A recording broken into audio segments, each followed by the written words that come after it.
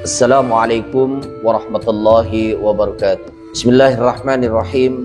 Alhamdulillah wassalatu wassalamu ala Rasulillah wa ala alihi wa sahbihi wa mawala la hawla wa la quwata illa billah ma ba'du. Saudaraku seiman seagama, kita bertemu lagi dengan saya Muhammad Suhal Al-Hitami yang membahas tentang kisah-kisah para nabi dan rasul yang sebelumnya sudah membuat video dari mulai kisah Nabi Adam, Nabi Idris, Nabi Nuh.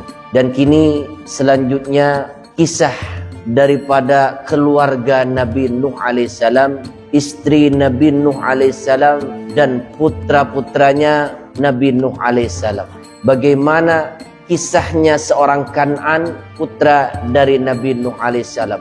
Mari kita ikuti bersama-sama dan tonton video ini tentang kisah Nabi Nuh alaihissalam untuk memberikan pengetahuan lebih luas lagi. Setidaknya kita sedikit memahami, sedikit mengerti tentang kisah Nabi Nuh alaihissalam dan juga tentang kisah putranya yang bernama Kan'an yang membangkang terhadap perintah Allah Subhanahu wa taala, membangkang terhadap apa yang didakwahkan oleh ayahnya sendiri, yakni Nabi Nuh alaihissalam. Kisah Kan'an, anak dari Nabi Nuh alaihissalam yang durhaka.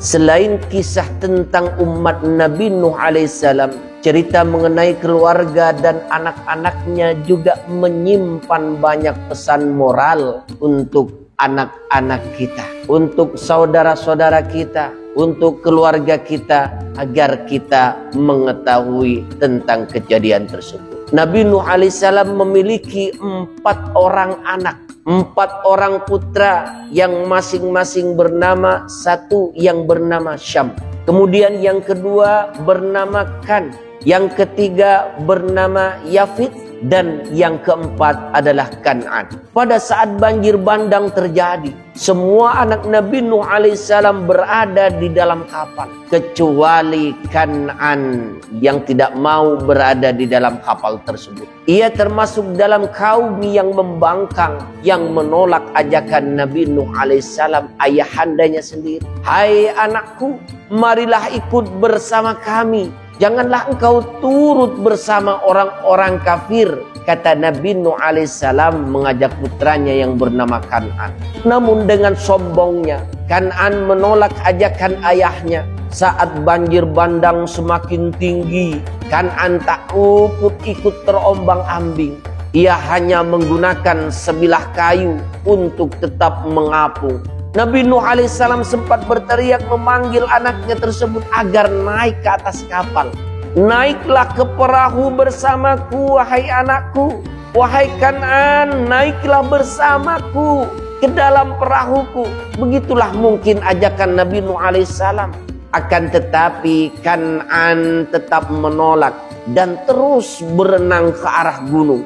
Padahal Nabi Nuh alaihissalam telah memperingatkan Kan'an bahwa tidak akan ada yang selamat dari adab Allah Subhanahu wa taala. Hingga akhirnya ia pun ikut tenggelam bersama dengan orang-orang durhaka lainnya yang menentang ajaran Nabi Nuh alaihissalam. Saudaraku seiman seagama, Nabi Nuh alaihissalam sangat bersedih dan menyesali sikap putranya yang tetap keras sampai terakhir menjelang ajal. Allah Subhanahu wa taala kemudian mengingatkan dan menghibur Nabi Nuh alaihissalam. Meski putranya adalah keluarga sendiri, namun ia termasuk kafir karena menentang ajaran Nabi Nuh alaihissalam, seorang ayahandanya sendiri. Ini adalah contoh bagi kita semua bahwa terkadang dari sekian anak yang kita miliki, tidak semuanya terkadang mereka taat kepada kedua orang tuanya. Nabi Nuh dan Kan'an adalah kisah gambaran bagaimana seorang anak yang durhaka terhadap ayahandanya. Saudaraku seiman seagama, dua kisah Nabi Nuh alaihissalam di atas mengajarkan banyak pesan moral. Kesabaran Nabi Nuh dalam berdakwah selama ratusan tahun, meski hanya memiliki puluhan pengikut, patut dijadikan teladan oleh umat manusia zaman sekarang. Kalau kita perhatikan umat manusia zaman sekarang, Saudara-saudara kita yang memiliki ilmu yang banyak, mereka berdakwah, dihujat sedikit, mereka marah. Komen tidak benar di dalam YouTube-nya, atau di dalam Facebook-nya, atau di Twitter-nya, atau di Instagram-nya, mereka tidak suka, mereka marah. Berarti itu tidak mencerminkan kita mencontoh Nabi Nuh alaihissalam. Mari kita lihat kisah Nabi Nuh alaihissalam yang begitu luar biasanya menahan amarah, sehingga Nabi Nuh alaihissalam mendapatkan julukan ulul azmi, orang yang sangat teguh hatinya, yang bertekad di dalam hatinya untuk mencapai kesuksesan. Itulah Nabi Nuh alaihissalam. Para bunda, ajarkan pula kepada anak-anak kita bahwa sabar dalam menghadapi kesulitan merupakan kunci kesuksesan. Setiap kali menemui sebuah tantangan dan hambatan, sebagai hamba Allah Subhanahu wa Ta'ala yang baik, maka diharapkan kita menjadi orang yang sabar dan terus tawakal kepada Allah Subhanahu wa Ta'ala. Ingatlah, setiap kesulitan pasti ada kemudahan. Kalau kita terus melangkah, bertawakal kepada Allah Subhanahu wa Ta'ala, bersabar seperti sabarnya Nabi Nuh alaihissalam yang telah mendidik kita, insya Allah Allah akan memberikan kesuksesan kepada penerus bangsa, kepada anak-anak kita, wabil khusus kepada orang yang kita cintai.